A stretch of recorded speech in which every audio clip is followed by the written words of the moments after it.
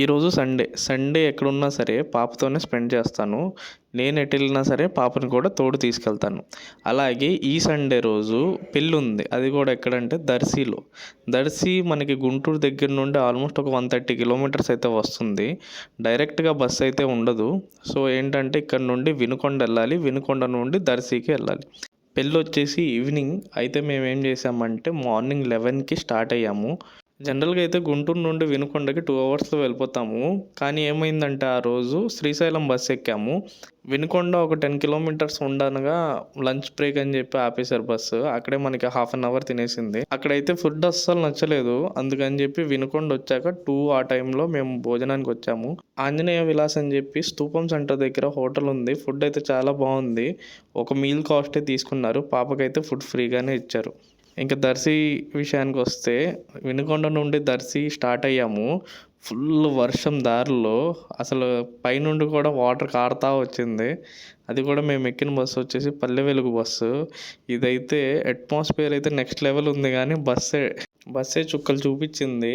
1.5 hour పైనే పట్టింది journey. ఏంటంటే ఈ బస్కి ఉన్న స్పెషాలిటీ ఎవరు చేయెత్తితే అక్కడ ఆపేస్తూ వచ్చారు. ఒక స్టాప్ అంటూ అయితే ఏం లేదు. కానీ వాన అయితే పడతా వచ్చింది కంటిన్యూస్గా. ఇక్కడ మంచి విషయం ఏం కనిపించిందంటే నాకు చెట్లయితే ఫుల్ కప్పేసి ఉన్నాయి. అశోకుడు రోడ్డుకి ఇరువైపులా చెట్లు నాటించాను, కాలువలు తవ్వించాను అన్న ఇదైతే గుర్తొచ్చింది. రిదా అయితే బస్ జర్నీ మొత్తం పడుకొనే ఉంది. ఏదైతే నేను ఫైనల్గా దర్శి అయితే చేరుకున్నాం. పెళ్ళి అయితే అటెండ్ అయ్యాము. రిదా అయితే ఫుల్ ఎంజాయ్ చేసింది. మామూలుగా ఎంజాయ్ చేయలేదు. కాసేపు రూమ్లో ఫ్రెష్ అయిపోయి ఇంకా పెళ్ళికి పైన వచ్చేసాము. ఇక్కడ స్టేజెస్ కనిపిస్తున్నాయి కదా, పూలు ఎక్కడ దొరికితే అక్కడ తీసేసుకొని ఇదిగోండి ఇలా అల్లరి పట్టిస్తూ ఉంది.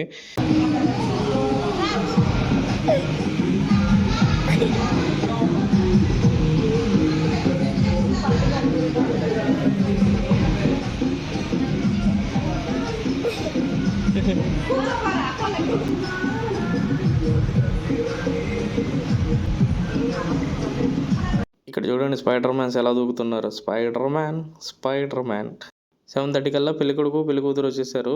వీళ్ళ వెనకాలే చుట్టాలు స్కూల్ బస్లో వచ్చారు.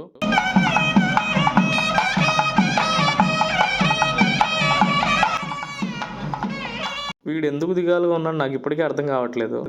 మళ్ళీ తిరిగి రిటర్న్ గుంటూరు వెళ్ళాలి కదా, అందుకని చెప్పి భోజనాలు చేసేసి బయలుదేరదాం అనుకున్నాము. ఎన్నింటికి స్టార్ట్ చేస్తారంటే కొబ్బరికాయ కొట్టాలి అన్నారు.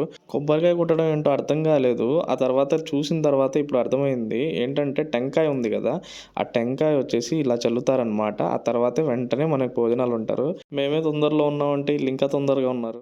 ఫైనల్గా మా సండే అయితే ఇలా గడిచింది. Full of memories, full adventurous trips అన్నీ కలిసి మిక్స్డ్గా ఉన్నాయి. రిటర్న్ తిరిగి ఇంటికి వచ్చేసరికి అయితే 11:30 దాటింది. రిదా అయితే పడుకుంది. నెక్స్ట్ డే మార్నింగ్ నిద్ర లేచి స్కూల్కి వెళ్ళానని ఎంత గొడవ చేస్తుందో చూడాలి.